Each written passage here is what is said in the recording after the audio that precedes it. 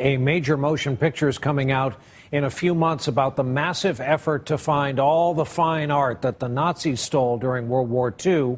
And another new chapter in this story is being written just this week with news of a discovery in a Munich apartment building hidden behind a wall in the apartment of an elderly man.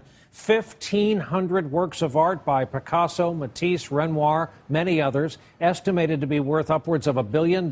German authorities have yet to identify or release photos of this giant collection of paintings.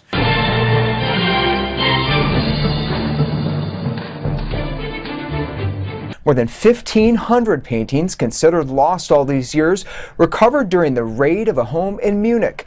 The 80-year-old man living there is the son of an art dealer who'd allegedly been hiding the modernist masterpieces.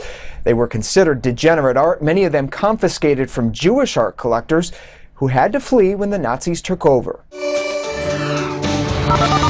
German authorities are neither confirming nor denying the presence of this art. It was revealed in an exclusive report by a German publication valued to be over $1 billion.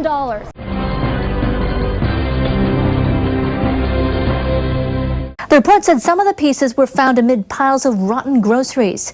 It said the father of the man who hoarded the works was an art dealer who found overseas buyers. Experts hope to track down the owners or their families.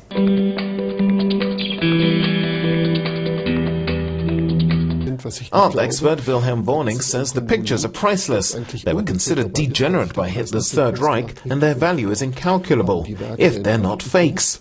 Wenn es gute Werke sind und das scheint so, ja, wirklich unglaubliche Preise erzielt. Customs officials made the sensational discovery in 2011 after an elderly man was found carrying a large, albeit legal, amount of cash.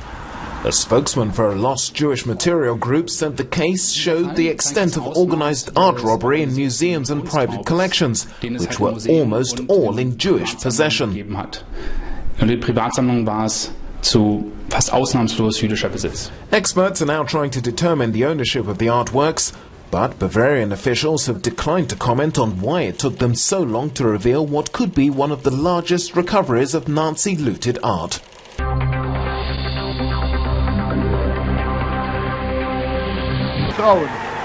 The story begins in 1930s Germany. The Nazis started by burning culture and ended with burning people.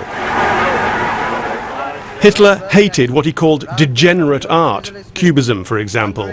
The Nazis felt it undermined the intellectual life of the country. They preferred classic art. In 1937, they held an exhibition of what they detested. Much of it was taken from Jewish families desperate to escape Germany. The Germans entered Paris. Drama, history. As the German war machine then swept across Europe, the Nazis plundered art everywhere they went. Afterwards, the search was on. It's a compelling tale which has captured the imagination. We have been tasked to find and protect art that the Nazis have stolen. Next year, a new film, The Monuments Men, will tell part of the story. They tell us who cares about art, but they're wrong. It is the exact reason that we're fighting. For a culture, for a way of life. The fight to trace that culture continues.